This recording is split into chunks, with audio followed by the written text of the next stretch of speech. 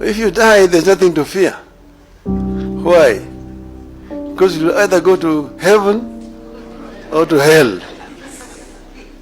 If you go to heaven, there's nothing to worry about. You'll be okay. Even if you go to hell, there's nothing to worry about. You'll find so many of your friends.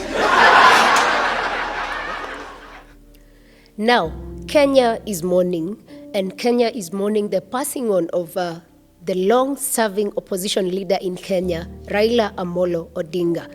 So this Raila has been referred to as the indomitable Baba of Kenyan politics and has passed away today morning. This is Wednesday, the 15th October, and he was receiving treatment in India.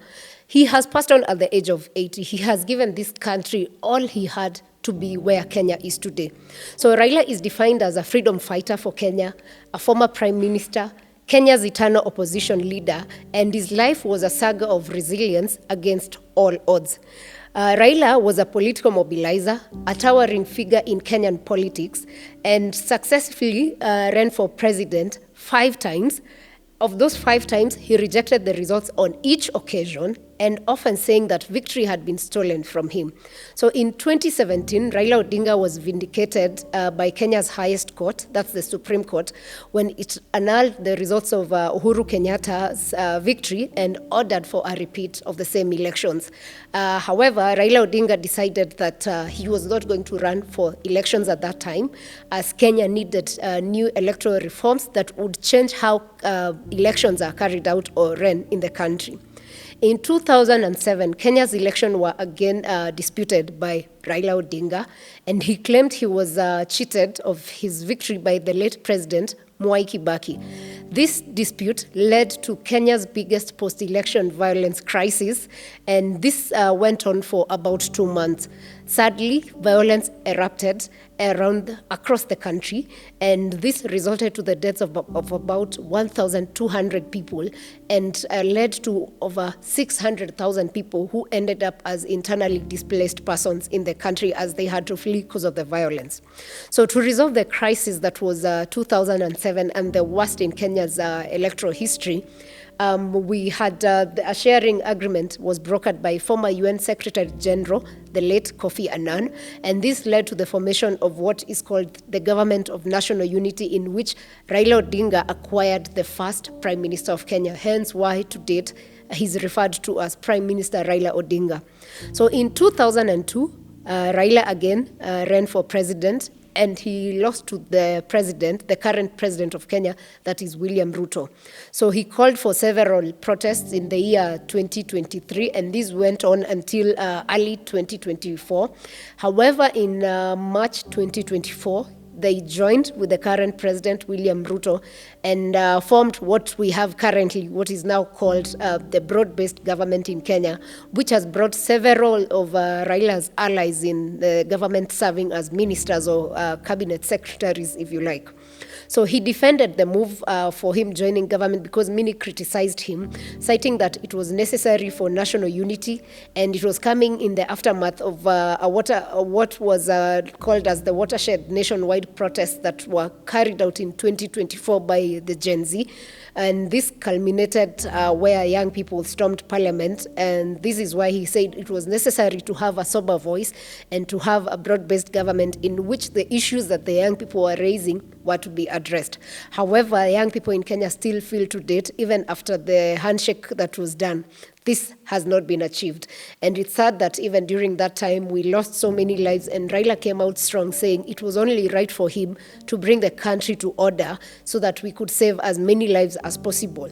So in 2024, Raila, of course, joined after having lost now the election and having come up with the broad-based government. Later in the year, in 2024, Raila joined the race for the chairperson of the African Union Commission, and this was highly supported by the Ruto administration, and he was running to become the chairperson of the African Union. The elections were held in early this year, in February, and despite having a strong regional support even from the country and several of our friends across the continent, he lost to Djibouti's Mohamed Ali Yusuf. And he didn't give up. After that, he accepted defeat, and he inspired a passionate and loyal following throughout his political career, even after the loss of elections in Kenya and the loss of the African Union Commission. So his supporters across the country called him Baba, which means a father, or Agwambo, which means in Luo an act of God, because they believed Baba was an act of God. Others called him Tinga. Tinga is Swahili word for tractor, and this was drawn from his party's symbol during the 1997 elections, because that is the symbol he was using. So Raila has widely been regarded as a master strategist, a mass mobilizer, often drawing huge crowds to his political rallies, and he had deep ability to connect with ordinary people. Raila Odinga is actually one man who would today, maybe a day like today, would say, we are going for protests for this and this. He will not pay for it. He won't even pay his supporters, but people would show up. People would question. Even the leaders of the party he represents to date says, when Raila says you jump, you do not ask why, but you ask how high. So he was such a leader who had developed a following that no other Kenyan politician had that ever. So Raila will be remembered for his unwavering fight for democratic freedoms and human rights, because he was key on this.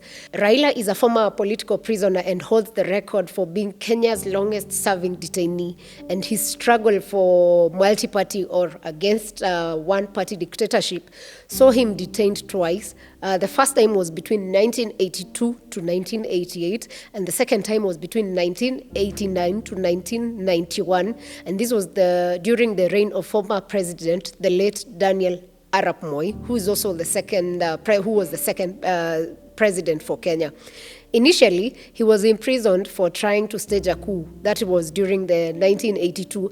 And actually, this 1982 coup attempt is what propelled him to the national stage, because now he became a hero for many for trying to go against the then president, who many considered a dictator, President Moi. So that is what brought him to the limelight. Some of the leaders in Kenya who actually experienced were in prison during the same time were university students. And one of them is Kenya's, we can name Wachira Waruru of Citizen Royal Media, was jailed with him. The senator for Kisii, Richard Onyonka, was also jailed with him at the same time. So these are some of the leaders who shared time in prison with him. And actually, Onyonka says that while they were in prison, they were told that Raila was going to be hanged, and it worried them so much that he was fighting for a better Kenya, but at that moment they were worried that he would be hanged. So every time they had footsteps in jail, they were worried that they were going to lose a key leader.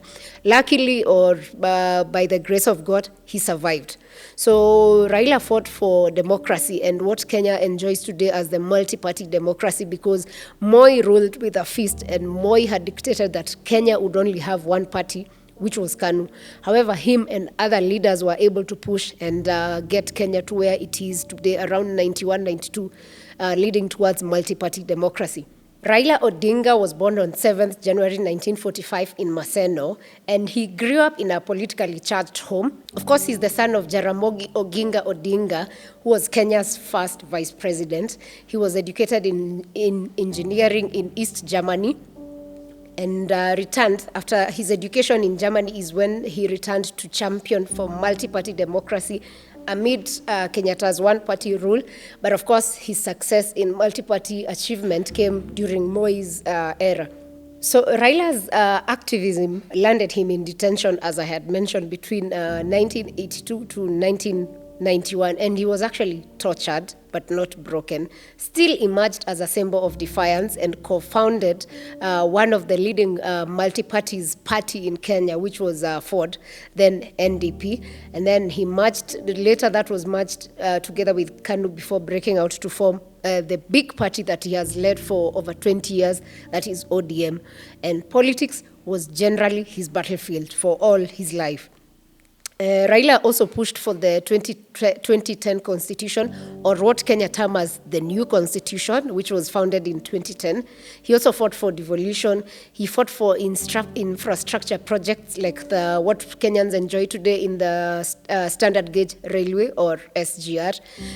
His handshake with Uhuru in 2018 when there was an election in 2017, again that was disputed. So his handshake in 2018 is what bridged ethnic divides, and that's why people celebrate him as a statesman to date. So the years that he ran for president were in 1997, 2007, 2013, 2017, 2022, yet Raila never quit. And even just the other day, he had said that ODM was going to file a candidate in 2027. So he wasn't going to give up on politics because he lost. So beyond politics, Raila was a family man, married to Ida Odinga since 1973. He was a father of 4 children, lost one tragically a few years ago. He was a big football fan of the great Arsenal and also the great Gor Mahia. He loved reggae and was a sharp dancer. If you remember during campaign season, Raila was big on the dancing and the music he used. His autobiography, The Flame of Freedom, chronicles a life of struggle, wit, and unyielding hope for a just Kenya. All his life, he fought for justice and just wanting a Kenya that was well led. So Raila's Pan-African vision is what showed up in AU roles, not just when he ran for chairman of the African Union Commission. So while serving at the African Union during that time as a representative for infrastructure, Raila Odinga advocated for debt relief for African countries, climate action, and unity for the African continent.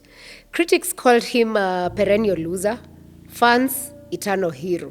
All these names are that he took them with grace because he believed he was there for country, he was there for the continent, and he was there for the world. His rallies, of course, drew millions of people chanting Baba, Tialala, a force of nature, a hammer. He had so many pet names, and this shows how much Raila was loved and respected across the country and the continent. So his legacy, of course, has shaped Kenya's democracy. He also he was a great crusader for anti-corruption, gender equity, and sadly, even though power eluded him, his influence endures in devolved counties. What we have today as a country, Kenya enjoys devolution because of Raila Odinga. He was one of the voices. Many celebrated the fact that he fought for free speech across the country, that people were allowed to speak what they believed and their thoughts without being suppressed, because he was totally against suppression of voices that were not for the government, and a more inclusive nation. Every time he held a handshake or had a handshake with whichever leader that was in power, Raila said he was doing it because he wanted an inclusive nation where every Kenyan felt celebrated and part of a national unity. So as we bid farewell to Raila Odinga, his words echo that the struggle continues. May his vision of equity inspire generations.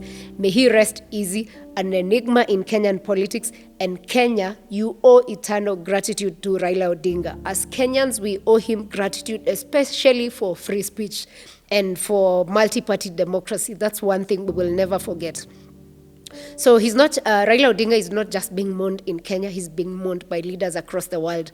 We've seen messages coming in from the Prime Minister of India, Modi. We've seen the Prime Minister of Ethiopia. We've seen the former President of Kenya, Uhuru Kenyatta, leaders of ODM, different political leaders across the country and the continent. And most of all, the President of Kenya has also mourned him as a leader that will live to be remembered across the country. His fight for multi-party democracy is something they all enjoy, including the party leader of the current president, because he says they were part of government together during ODM days. That was during the Kibaki's presidency. So we love Raila Odinga. We celebrate him. We will have days of mourning, of course. Much communication is going to come from the family, but our condolences to Mama Ida Odinga, condolences to ODM, condolences to every Kenyan who believed in the fight that Raila started. And as he said, the struggle continues, never stop. May that flame that he started live on. Long live Raila Odinga.